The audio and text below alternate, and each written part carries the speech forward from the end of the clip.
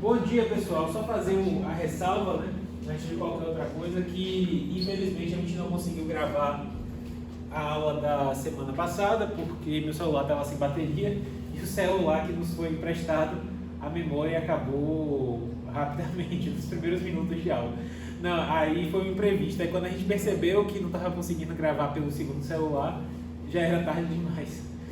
Aí fica esse déficit. Só para quem está acompanhando pelo YouTube, o assunto da última aula foram as invalidades testamentárias. Então a gente conversou, você veio, Renata, semana passada? Aí a gente conversou sobre testamentos ou disposições testamentárias nulas e anuláveis, né? Os prazos para invalidação, as consequências disso, etc, etc, etc, as causas de invalidade e tudo mais. E agora a gente tem a participação especial do nosso querido John Lennon, que não vinha para a aula já há um mês, né, John? Sua ausência foi muito sentida. De toda forma, hoje a gente vai falar sobre, se der tudo certo, nunca dá, né? Mas se der tudo certo, a gente vai falar sobre 3 assuntos. A gente vai falar sobre a redução das disposições testamentárias, a gente vai falar sobre a revogação e o rompimento do testamento, e por fim a gente vai falar finalmente sobre o testamenteiro, e aí a gente vai conversar por que é interessante que o advogado, o profissional, né, que atua na área sucessória, dê ao seu cliente a opção de atuar como testamenteiro. Há a remuneração, mas há também a qualificação técnica para que o testamento seja bem executado. Então a primeira coisa que a gente vai falar é sobre a redução das disposições testamentárias. É uma pena que a aula passada não tenha sido gravada, porque na aula passada, quando estávamos falando sobre as causas de invalidade do testamento, a gente mencionou de forma expressa o problema de haver invasão da legítima. Então a gente já conversou, todo mundo sabe, todo mundo que lida com sucessões sabe ou deveria saber que Carla, Daniele, bom dia. Vocês que são excelentes estudantes, me digam aí, a pessoa que tem herdeiros necessários pode dispor de quanto do seu patrimônio? 50%, né? Isso é de conhecimento público e notório para qualquer pessoa que já chegou perto de um livro de direito das sucessões. Então, quem tem herdeiros necessários, ou seja, descendentes, ascendentes e cônjuge. Por que eu estou falando só cônjuge e não companheiro? Porque de forma expressa no código, apenas o cônjuge é mencionado, o companheiro não. Após a declaração de inconstitucionalidade do artigo 1790 pelo Supremo Tribunal Federal, que reconheceu a inconstitucionalidade de tratamento sucessório diferenciado entre cônjuge e companheiro, né? Ou seja, as regras sucessórias para o casamento e para a união estável devem ser iguais. Hoje em dia não se aplica mais o 1790, se aplica apenas o 1829, tanto para caso de casamento quanto para caso de união estável. Ficou a dúvida se, a partir dessa decisão, o companheiro era ou não herdeiro necessário. O Supremo Tribunal Federal, em sede de embargos de declaração dessa mesma decisão de inconstitucionalidade, não respondeu, não entrou no mérito da questão de dizer se o companheiro seria ou não herdeiro necessário, porém a doutrina majoritária e tudo indica que o companheiro será reconhecido como herdeiro necessário, embora isso não esteja expresso no Código Civil e nem nesse momento histórico ainda consolidado de forma expressa por decisão de Tribunal Superior. Então, mas a tendência inclusive a gente mencionou, na hora de fazer o testamento, eu tenho uma companheira, o cliente fala, eu tenho uma companheira, tenho um companheiro, posso dispor da totalidade do meu patrimônio? Qual é a resposta que a gente tem que dar? Não sei. Não sei por quê? Porque tudo indica que será reconhecido o companheiro como herdeiro necessário, mas hoje, de forma expressa, isso não está previsto. Então, vai depender de como os tribunais superiores entenderem a matéria a partir da decisão do Supremo Tribunal Federal, mas tudo indica que será reconhecido como herdeiro necessário, sim, o companheiro. Tudo bem? De toda forma, quem tem herdeiros necessários só pode dispor por testamento de no máximo 50% do seu patrimônio. Então, na aula passada, quando a gente estava discutindo as causas de invalidade do testamento, da disposição testamentária, a gente enfrentou essa questão. Que questão? A questão de o sujeito dispor de mais de 50% do seu patrimônio. Aí sempre que a gente fala de que alguém dispôs de mais da metade, ou seja, que alguém invadiu a legítima dos herdeiros necessários, surge de imediato alguém falando assim, esse sujeito fraudou, esse sujeito agiu de... Bom dia, Stephanie. bem? Esse sujeito fraudou, esse sujeito agiu de má fé. E a resposta é, não necessariamente. Por que não necessariamente? Porque o sujeito, isso a gente fala desde a primeira aula, o testamento é a declaração de última vontade, né? O documento que consubstancia, o negócio jurídico que consubstancia a última vontade, mas muito raramente ele é feito, de fato, como última vontade do sujeito. Em regra, ele é feito em determinado momento e se passa vários dias, semanas, meses, às vezes anos ou décadas, até que o sujeito morra. Então ele declarou várias vontades entre a feitura do testamento e a morte, embora apenas a morte desencadeie a produção dos efeitos do testamento. Por que eu estou falando isso? Porque pode ser que o sujeito tenha testado quando o patrimônio dele era X, e entre o testamento, a feitura do testamento, né, e a morte, o sujeito tenha aumentado o patrimônio, mas também pode ter esvaziado o seu patrimônio, pode ter tido patrimônio reduzido, seja porque ele fez liberalidade, seja porque ele fez doações, seja porque houve desvalorização dos bens que ele tinha, seja porque ele teve dívidas que ele teve que satisfazer.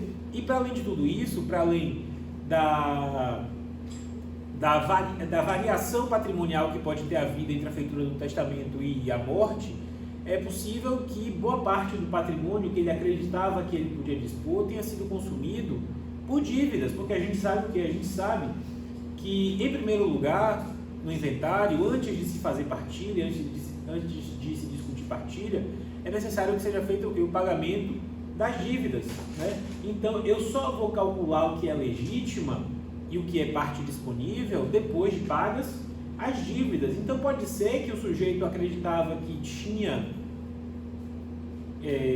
conseguido incluir no seu testamento apenas 50% do seu patrimônio, não violando a legítima, mas pode ser que após o pagamento das dívidas, aquele valor previsto no testamento seja mais do que 50% do saldo que sobrar depois do pagamento das dívidas que o morto tiver deixado. Então, pode ser que o sujeito tenha fraudado os 50% de propósito? Pode ser, mas pode ser que não, né? Pode ser que tenha ultrapassado os 50% em razão de todas essas circunstâncias que a gente está conversando.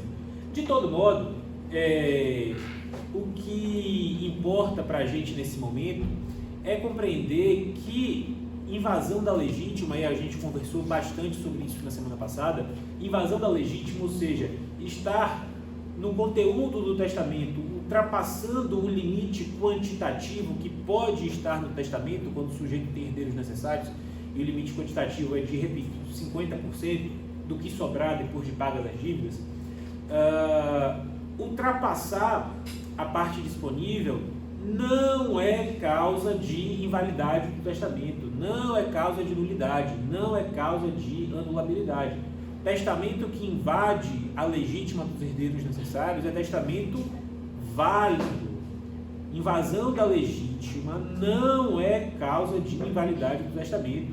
Inclusive, sempre que cai isso em prova, tem gente que erra. É para eu perder os poucos cabelos que ainda me restam, né, Erval? Porque eu falo isso em aula várias vezes. Vocês que foram meus alunos de sucessões, vocês com certeza ouviram isso quando eu estava dando aula de direito das sucessões, que não é causa de invalidade do testamento. Aí eu me desespero quando eu pego uma prova e está lá o sujeito dizendo que, como invadiu a legítima dos herdeiros necessários, o testamento é nulo, dá vontade de sentar e chorar. Tanto é que ontem eu comecei a corrigir minhas provas de sucessões, eu corrigi 4, eu tive que parar. Depois das 4, começou a me dar dor de cabeça. Eu fiz uma prova fácil. Aí a primeira questão era sobre morte, vocação hereditária e transmissão da herança. Das 4 provas que eu corrigi, nenhum falou de direito de Cesinha. Como é que você fala de transmissão da herança sem falar de direito de Cesinha? Pelo amor de Deus, não tem como. A gente tenta ajudar colocando a pessoa uma questão fácil e o sujeito não se ajuda. E aí eu falei para a turma, para alguém passar em direito das sucessões falando de transmissão da herança sem falar de Cesine, é porque o professor foi muito incompetente. Então não vai passar. É simples assim. Né? Pô, pelo amor de Deus, o pessoal não se ajuda, o que é que eu posso fazer? A mesma coisa, eu sempre falo em sala de aula, Invasão da legítima não é causa de invalidade. Aí o sujeito vai colocar na prova o quê? Que o testamento é nulo porque invadiu a legítima. Professor, não é inválido, mas a pessoa pode... Bora lá, a gente vai chegar. Então, invadiu a legítima, testou, o conteúdo do testamento ultrapassa os 50% da parte disponível. Tá certo fazer isso? Não. Tá errado. Por quê? Porque você tem uma regra que estabelece que 50% da herança líquida, o que é 50% da herança líquida? Aquilo que sobra depois do pagamento das dívidas. 50% da herança líquida pertence de pleno direito aos herdeiros necessários. Se eu invado esse 50% que pertence de pleno direito aos herdeiros necessários, eu estou cometendo uma ilicitude. Nem toda ilicitude leva à invalidade. Toda ilicitude tem sanções. Mas qual é a sanção dessa ilicitude que o testador comete ao invadir a legítima dos herdeiros necessários? Essa invasão... Tudo bom? Ih, caramba. O que foi que eu fiz? O que foi que eu fiz? Ai, foi aí? Essa invasão da legítima dos herdeiros necessários leva à potencial ineficácia do excesso. Isso, para quem vai trabalhar na área, é essencial verificar. Por quê? Porque eu já vi, na época que eu trabalhava em vara de família e sucessões, advogado pleiteando a nulabilidade de disposição testamentária que invadia a legítima dos herdeiros necessários. Está errado. Você não entra com uma ação anulatória numa situação dessa. Você está perdendo tempo e dinheiro. Você está trazendo no inventário uma ação que falta interesse de agir, interesse de adequação, porque não é o meio adequado para combater excesso de testamento, excesso de disposição testamentária. Não é o meio adequado. Se você invade a legítima dos herdeiros necessários, se o testador invade a legítima dos herdeiros necessários, não se trata de disposição nula ou anulável. O testamento como um todo não é nulo ou anulável por causa disso. Pode ser por outras razões, mas não por causa disso. Esse testamento tem uma potencial ineficácia. E essa ineficácia da parte que invade, e não é ineficácia da disposição como um todo. A disposição vale, ela vai produzir efeitos. Ela só não vai produzir efeitos totais. Por quê? Porque o excesso, ou seja, aquela parte do testamento que ultrapassa a parte disponível e invade a legítima, está sujeita à redução.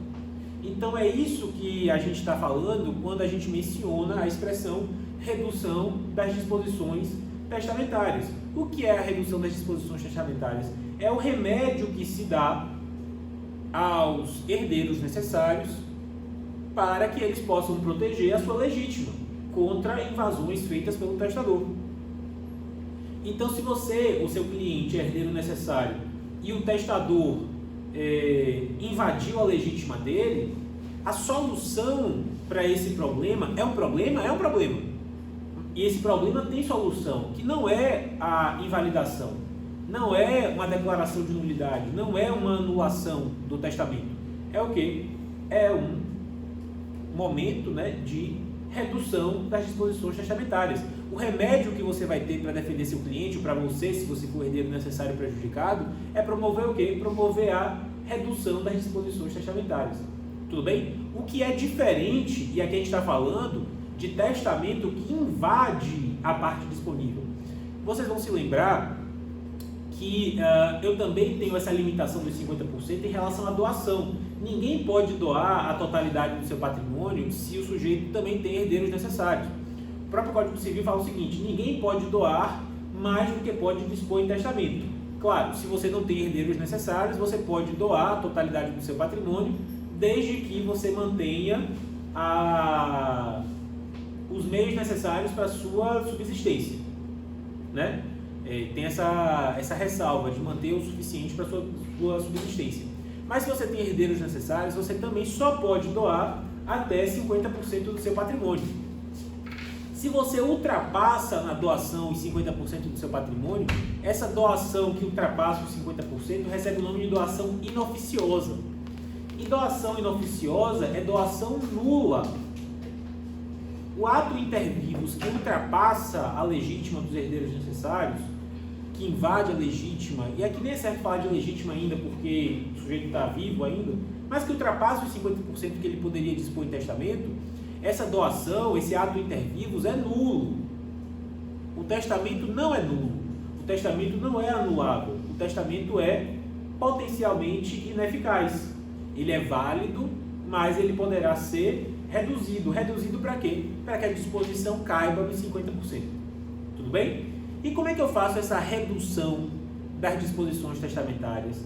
Depende. Depende de quê? Das provas que eu preciso produzir para demonstrar que houve a invasão.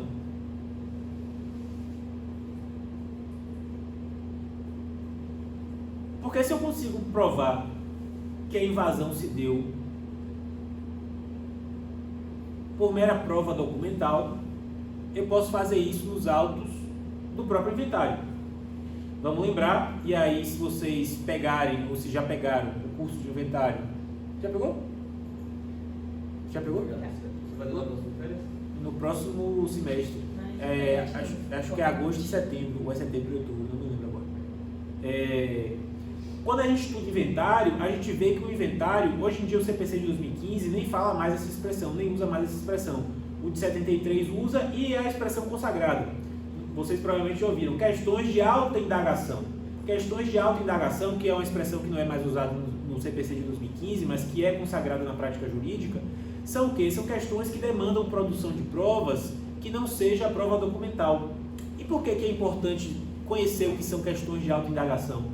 Porque questões de alta indagação não são debatidas em sede de inventário. No inventário, eu só debato questões que eu posso provar por documento. Se eu precisar ouvir uma testemunha, eu não posso fazer isso no inventário. Se eu precisar tomar um depoimento pessoal da parte, eu não posso fazer isso no inventário. Se eu precisar fazer uma perícia contábil ou um oficial de justiça avaliador, que não seja para fins de avaliação dos bens, mas isso depois a gente entra depois, eu não posso fazer isso no inventário. Se eu precisar de perícia, se eu precisar de depoimento, se eu precisar de testemunha, se eu precisar de exame de DNA, eu não posso fazer isso no inventário. Eu tenho que entrar com uma ação própria, que vai ser o que a gente estava falando na semana passada, né? O filhote do inventário. Para provar essas questões de autoindagação, ou seja, que demandam produção de provas que não seja prova documental, em outra ação, para o resultado dessa ação ser trazida para o inventário. E é isso que faz com que o inventário atrase, porque você precisa resolver essas questões para que o inventário possa continuar. A gente estava conversando sobre isso na semana passada, pena que semana passada a gente não gravou, porque minha assistente não estava presente para me socorrer. Você não estava presente para me socorrer, aí ficamos na mão. Mas hoje eu trouxe até o carregador para evitar transtornos. Mas o que eu estava falando? É por isso que eu preciso fazer investigação de paternidade cumulada à competição de herança para que o sujeito possa fazer o quê? Ingressar no inventário, se o sujeito é filho não reconhecido. Eu preciso fazer reconhecimento e dissolução de união estável acumulada à competição de herança se eu não consigo provar a união estável só por prova documental. Se eu consigo provar a união estável por prova documental, pode isso ser feito no âmbito do próprio inventário. Se eu não conseguir só por prova documental, preciso fazer em outra ação para que depois esse companheiro ou companheira sobrevivente possa se habilitar no inventário. E assim por diante. Remoção de inventariante porque está desviando patrimônio hereditário. Tenho que fazer em ação própria. Ação de sonegados, porque está ocultando bem, ação própria. Nada disso que exige produção de provas. Outras cabe no inventário. E a mesma coisa a questão da redução. Se eu consigo provar que o testador invadiu a legítima dos herdeiros necessários apenas com prova documental, eu posso fazer isso nos autos do próprio inventário. Às vezes isso é fácil. Como assim às vezes isso é fácil? O sujeito, digamos, lá no futuro, o Supremo Tribunal Federal ou o STJ consolidou jurisprudência dizendo que companheiro é herdeiro necessário. Tudo bem? O que não é hoje, a gente já conversou sobre isso. Hoje não está consolidado, muito provavelmente será, mas ainda não está consolidado. Não, mas essa discussão a gente já teve. Muito provavelmente será. Muito provavelmente será, tudo indica, pelos fundamentos da decisão que declarou inconstitucional 1790 seria incoerente e inconsistente dizer que o companheiro não é herdeiro necessário, mas isso ainda não está consolidado jurisprudencialmente em tribunais superiores. Então, digamos que hoje o sujeito mal assessorado pelo seu advogado, pela sua advogada, tem um companheiro ou tem uma companheira, e como ele lê lá no código que herdeiros necessários são apenas descendentes, ascendentes e cônjuge, ele pensa, o advogado ou a advogada que está orientando pensa, não, então se você tem companheiro, o companheiro não é herdeiro necessário, você pode dispor da totalidade do seu patrimônio. Aí o sujeito, tendo consciência, ele tem uma companheira e tem 2 filhos de outra relação, e aí ele dispõe de 100% do seu patrimônio exclusivamente em favor dos seus filhos, deixando nada em matéria de patrimônio hereditário para o seu companheiro sobrevivente. Tudo bem? Só que entre esse testamento feito e a morte do sujeito, vem a decisão, não sei se do STF ou do STJ, que vai consolidar de forma definitiva que companheiro é herdeiro necessário. Tudo bem? Aí esse sujeito morreu sem alterar o testamento que ele tinha feito. Esse testamento vai ser apresentado em juízo, vai ser registrado, vai ser levado para o inventário, e aí está lá ele dispondo de 100% do patrimônio em favor dos 2 filhos. Depois que eu reconhecer que companheiro é herdeiro necessário, ele poderia ter feito isso?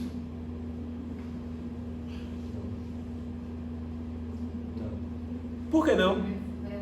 Porque se o companheiro finalmente for reconhecido como herdeiro necessário, tem direito a receber a legítima.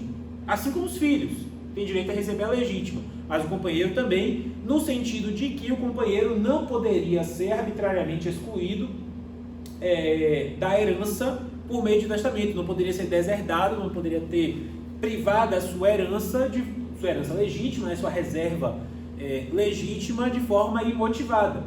Então, isso é algo que você não precisa de produção de prova testemunhal, você não precisa de produção de prova pericial para saber se houve invasão ou não. O companheiro tinha direito à legítima e o sujeito dispôs de 100% dos seus bens. Eu posso fazer essa redução nos autos do próprio inventário. Tudo bem? Mas às vezes eu vou precisar fazer prova de perícia contábil. Então o sujeito dispôs de todas as cotas da empresa que ele tinha, das cotas da sociedade, para ser técnico, que empresa é atividade, sociedade é a pessoa jurídica que tem as cotas sociais. O sujeito dispôs de todas as cotas da sociedade em favor dos filhos, porque não quer que o cônjuge herde aquelas cotas sociais. E aí, pode ser que seja necessária a perícia contábil para saber o quanto que aquelas cotas representam em termos de percentual do patrimônio hereditário.